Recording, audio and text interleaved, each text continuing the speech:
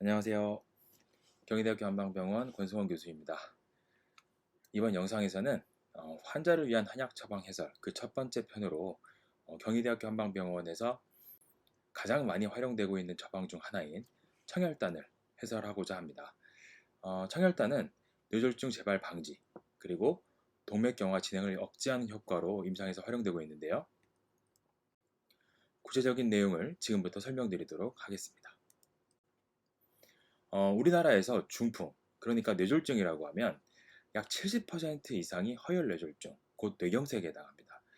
허혈 뇌졸중은 뇌혈관이 막힌 결과 신경세포가 사멸한 질환이기 때문에 그 예방을 위해서는 혈전, 곧 피떡의 형성을 억제하는 것을 가장 중요시하고 있습니다.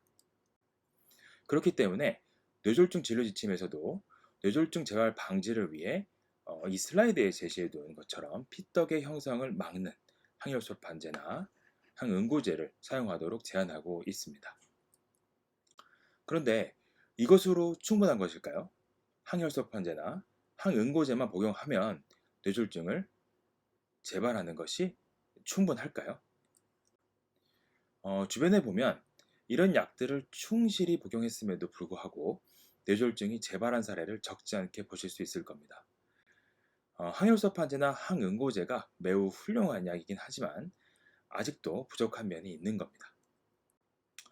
특히 우리 동북아시아인들은 서양인과 다른 허혈뇌졸중 발병 기전상의 특징이 있습니다.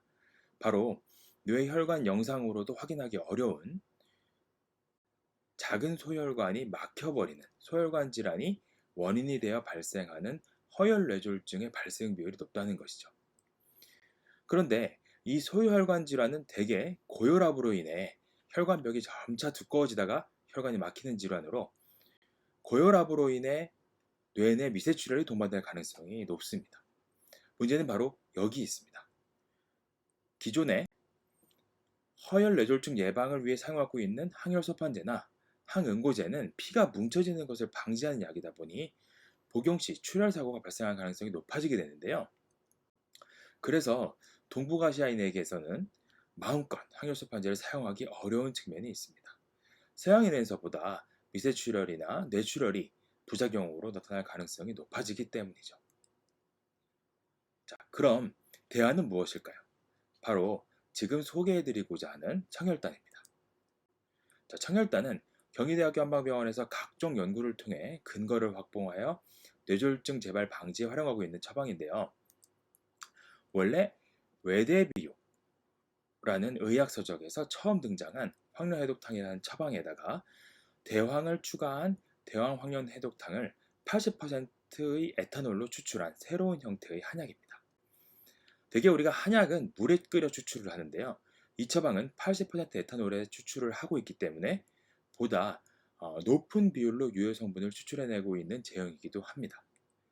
자, 지금 그림에서도 보실 수 있는 것처럼 캡슐의 형태로 만들어져 있는데요.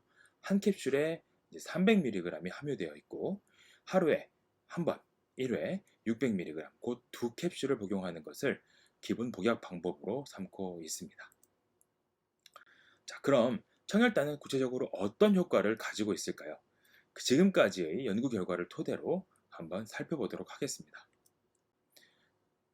자, 그동안 다양한 실험 연구를 실행한 결과 청혈단에는 일단 항고지혈 효과, 항산화 효과, 신경세포 보호 효과, 항동맥경화 효과와 같은 양리작용을 가지고 있는 것으로 알려져 있습니다. 실험 연구 외에도 실제 환자에게 적용했을 때 다양한 임상 효과를 확인할 수 있었는데요. 주로 혈관 건강과 관련된 지표에서 유효한 결과가 있었습니다. 먼저 항고지혈 효과인데요. 우리가 양방에서 주로 처방되고 있는 스타틴만큼은 아니지만 총 콜레스테롤이나 LDL, 나쁜 콜레스테롤인 LDL 콜레스테롤을 감소시키는 효과를 보입니다. 하나 주목해 봐야 할 점은 좋은 콜레스테롤인 HDL 콜레스테롤은 감소시키지 않는다는 겁니다. 대개 양방 고지혈증 약을 복용하게 되면 HDL 콜레스테롤도 감소하게 되는데 청혈단은 그렇지가 않았습니다. 또한 항고혈압 효과도 있습니다. 가벼운 고혈압을 보이는 경우에는 청혈단을 복용하게 되면 10% 정도 혈압이 내려가는 것을 임상 연구를 통해 우리가 확인한 바 있습니다. 이 외에도 혈관 탄력성을 보여주는 지표인 BA-PWV라는 지표를 호전시키기도 하기 때문에 나이가 들어감에 따라 단단해져가는 혈관 벽의 탄력성을 호전시킨다고도 보실 수 있겠습니다. 자, 이 내용을 종합하게 되면 청혈단은 뇌졸중을 만들어내는 요인, 곧 뇌졸중의 각종 위험 인자에 해당하는 고지혈증이라든가 고혈압, 동맥경화에 좋은 효과를 가지고 있는 것이죠. 그런데 우리가 만약 이걸 양약으로 하게 된다면 각 인자별로 하나하나의 약을 복용해야겠지만 이 청혈단은 이 한 가지 처방만으로도 다양한 위험 인자를 한 번에 관리해 나갈 수 있다는 장점이 있겠습니다.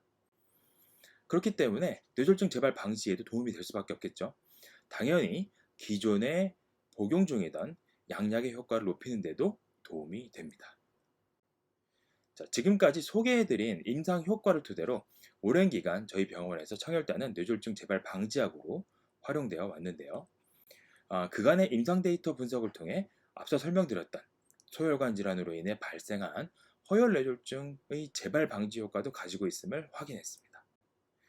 먼저 총 2년간 그리고 총 5년간 복용한 환자를 대상으로 뇌졸중 재발률을 확인하는 연구를 시행했는데요.